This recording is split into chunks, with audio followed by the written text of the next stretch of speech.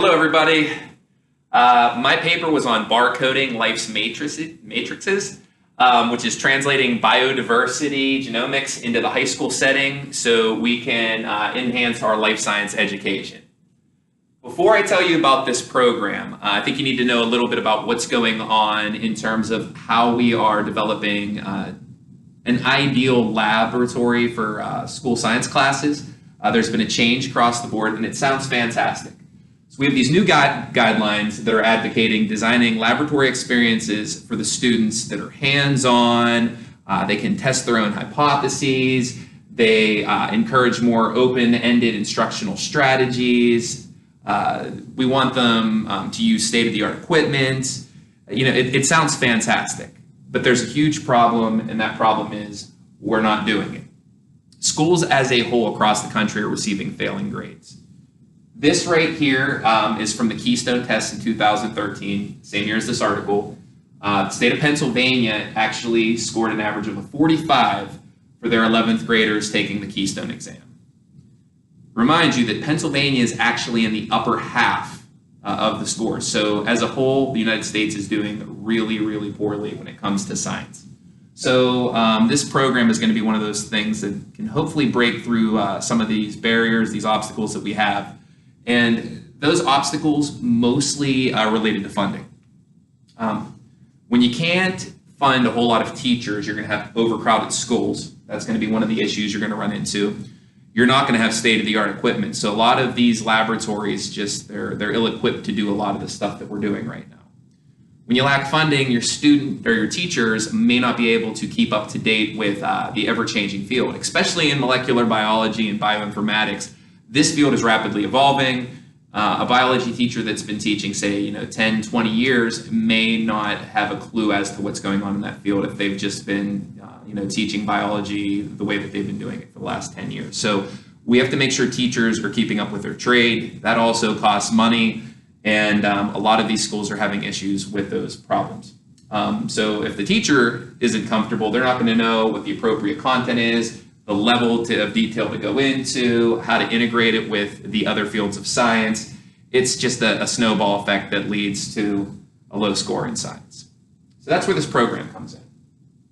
So it's called Barcoding Life's Matrix. It is a way that we can, like I said, overcome these obstacles. And it's going to hold the teachers accountable, and it's hopefully going to better the teachers along with the students' experience in the lab. And the ultimate goal is to, improve in all of those areas. And main focuses that they're going to do for teachers is they're going to provide professional development. They're basically going to give them some training not only about the program, but about the actual knowledge needed to teach the program. They're going to get a crash course in the bioinformatics behind it. They're going to get a crash course in DNA extraction and PCR and a few other things if they haven't had that. They will actually go through this program themselves before they teach it to their students. Students, on the other hand, they are going to get a discovery-based method, which is going to promote reflection and discussion throughout the whole process.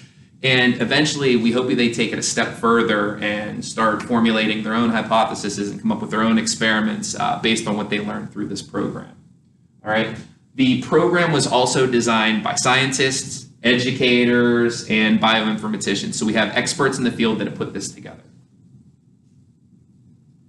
So the teachers part. When I said they're going to be held accountable, I wasn't kidding. They have a lot of things that they are required to do just to become part of this program. The professional development that occurs beforehand, it's pretty intense. It's going to give them, like I said, the knowledge. It's going to tell them how the program is going to be ran. It actually has 12 separate 50-minute parts that they are going to learn each one, and they're going to have to do some things on top of that as they start incorporating the program into their classroom. They're also going to give a 12-month commitment, and they also need to sign off from a principal or a school administrator that is going to be okay with all the responsibilities that this teacher is going to have to do throughout the program. During the 12-month program, while they're actually orchestrating it, they're going to have some other things that are going to come up. There will be 8 total days of professional development for the teacher. where they're going to complete workshops. They are going to submit assessment plans for the students, how they're going to be graded. They're going to do pre and post evaluations for the students. There's going to be a lot of testing because they want to see the effectiveness of this program. So they are going to have some surveys that are going to go out. They are going to look at scores. They're going to look at a few things. So the teachers have to play a big role in orchestrating that. They have to implement the project in a life science course. However, chemistry is also acceptable for this program. They are going to also participate in one or more community meetings to get this information out to their local community, and then they have to provide feedback for the program after it's all done. So a lot of responsibilities for the teacher, and in return for their big part, one of the beauties is this program will actually loan the equipment needed to perform the experiments that the students will be doing. Again, with a lot of schools being underfunded, me personally, I worked on a $500 budget at my old school, not like this place, but I can imagine going to my principal, oh yeah, I want to buy this PCR machine. How much does that cost? The budget. It's not going to fly. So it is fantastic that they are literally loaning out this equipment, and that way schools that are underfunded can still participate. All right, so what classes? I already mentioned chemistry and the life science. They're shooting mostly for honors and AP courses, not so much the academic ones, just because this program is pretty in-depth. It's not for the everyday student, so it's going to be for the students that are a little bit more serious about science. Even some post-secondary schools are going to utilize this program. We're looking at biology, chemistry, environmental science, marine biology, or biotechnology. And as for the program, there's a general workflow. I think I'm going to go over that first, and then I'm going to break each section down for you. But in a nutshell, the students, they're going to start off and just go out into the field. They're going to do some exploring, something they love to do. We're going to give them a little insight before they go out on how to collect specimen without, affecting plant and animal life.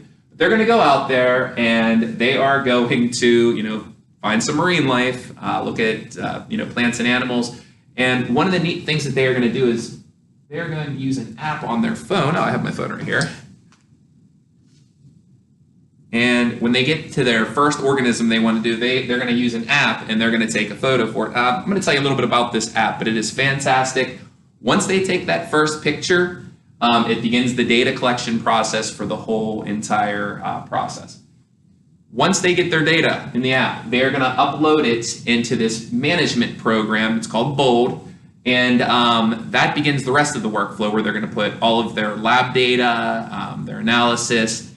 Once that's done in the lab, which the goal there is to generate an amplicon, basically a gene sequence, they're going to upload it and hopefully get it published into an open database, which anybody would be able to use for non-commercial uses and designing your own experiments.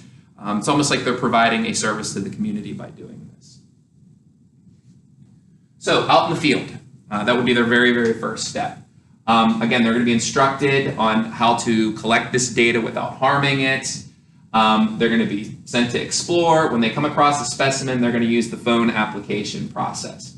While they're out there too, they might want to process and curate the specimen tissue. And you can actually see a person using the app here as well. The app is actually called the DNA Barcoding Assistant app. It is very, very simple, powerful utility. When you open it up, it looks really, really blank. You just hit this plus button.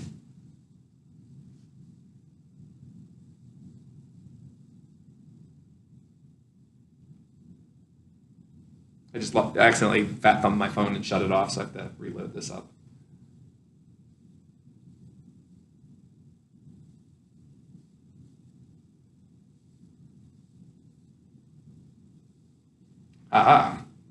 And it's going to let you tap here to take a picture. The app has my phone's location connected to it, so it's going to give me the elevation, it's going to give me the coordinates, and that is going to start the data collection process. So I might not even know what this animal is. However, I got a photo of it, I got its location. That's going to be the first step.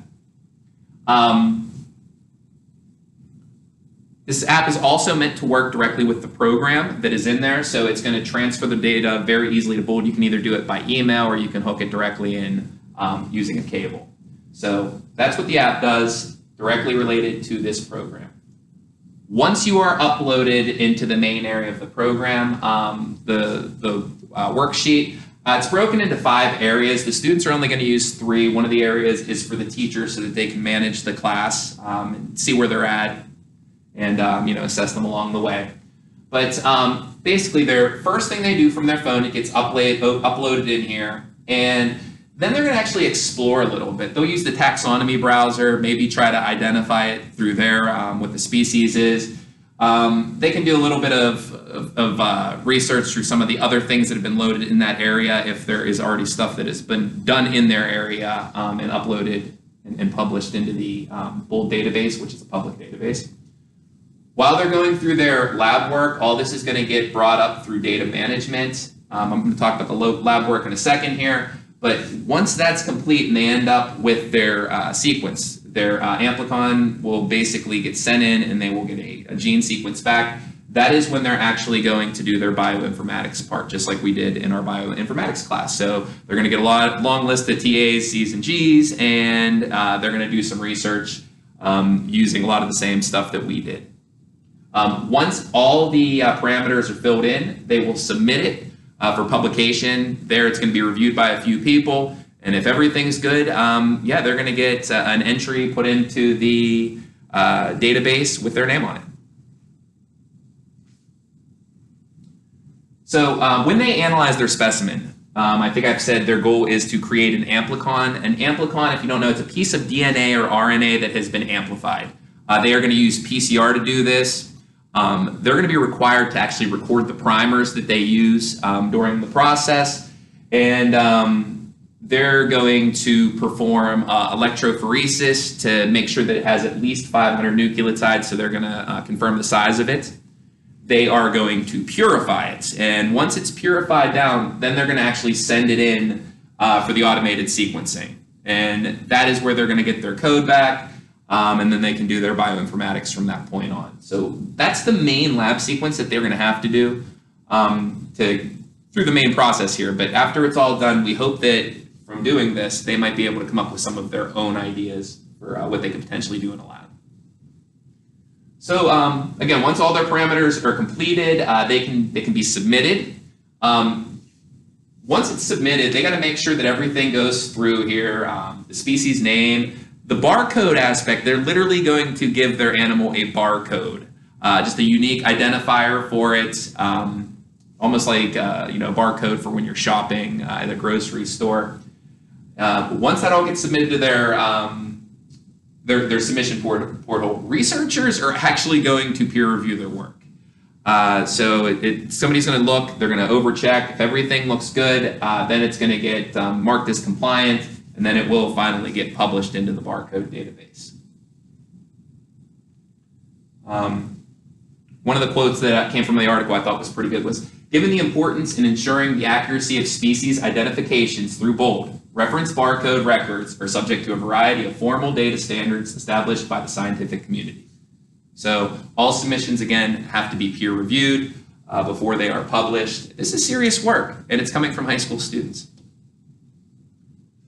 When I say it's serious work too, they are providing a community service. Using this, you could look at it to factor in invasive species and a few other things. But one of the biggest reasons I like what the students are doing, the rate of species extinction threatens to outpace the rate of species discovery.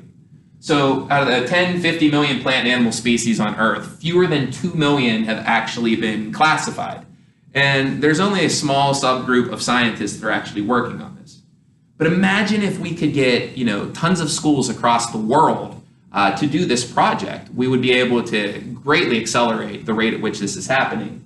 Because right now, due to human activity, some species are getting wiped out before we can even get them cataloged. And that's a problem. So again, I really think this would be a great community project because it will help out scientists pretty much worldwide, anybody that wants to do this program. Student-designed experiments are encouraged after this process. It's not required, but encouraged. There are a few problems that they were coming into at first. In 2013, when I read this article, there were only 716 professionally qualified submissions into BOLD by students. Since then, BOLD has brought in some outside area help and has incorporated other databases. Now there are 1.7 million public entries that you can actually search from. So they are increasing their network. So that way, you know, it's not just a database of a few hundred. Now we have a ginormous database, and they're going to continue to add to it, you know, pretty much yearly. So that was the biggest obstacle that they had, and this came out of here for their advanced research projects, talking about those limitations. So basically, we need more participants. How do the students feel about this? You know, they have a website tab dedicated to what the students are saying about it, and overall, not a lot of bad things on there at all. I'm sure it's, you know, for advertising as well, but you know, one kid said scientific research really wasn't on my to-do list, but it really should have been. A few of the other kids actually can. If I go to their actual site, all these students that are on here, they each have wrote a reflection about it, and almost every one of them seemed fully engaged, very, very happy with the overall process, and they realized that, hey, we're doing something that is positive, not just for the classroom, but positive for everybody. And I think they actually, you know, they see the value of it, and they're more likely to buy into it. They also like the ability of, you know, generating their own experiments, you know, getting a say in their own education. And I think this is going to keep kids more engaged overall. And, you know, I think we really, really do need more of this.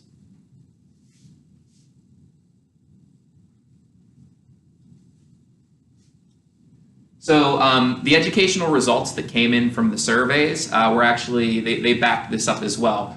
So the teachers measured significant statistical gains in all 6 categories. So the teachers themselves and everything that they were being measured on, they had gains. That went from everything from general scientific knowledge. Again, a lot of the teachers may not know anything about bioinformatics.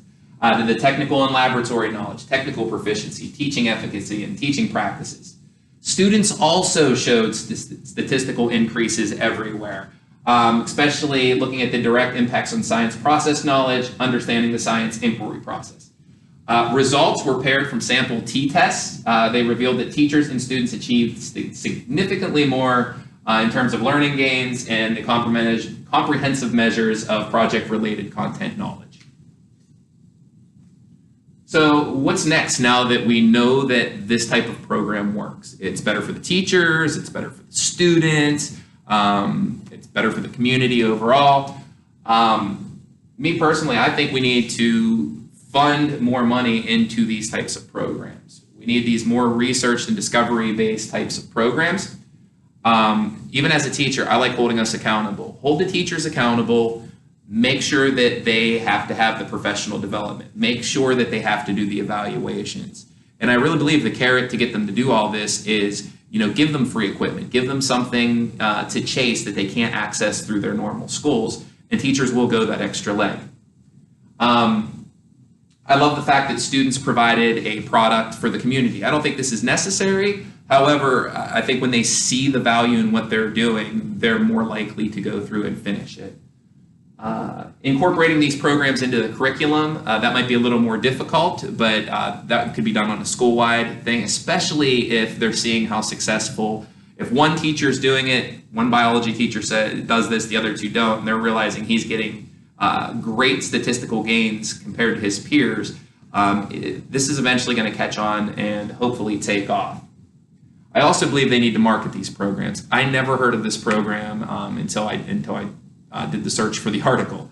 It's obviously a fantastic program, but again, without the marketing, people aren't going to know about it.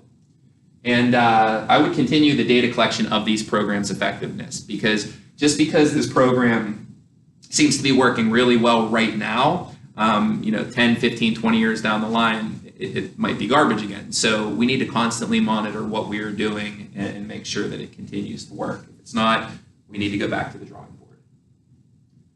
Me personally, as an educator, this article woke me up. I realized that my labs kind of are, the older types of labs. They're not nearly as much discovery. They're not nearly as much letting the kids take advantage with it and create some of their own experiments.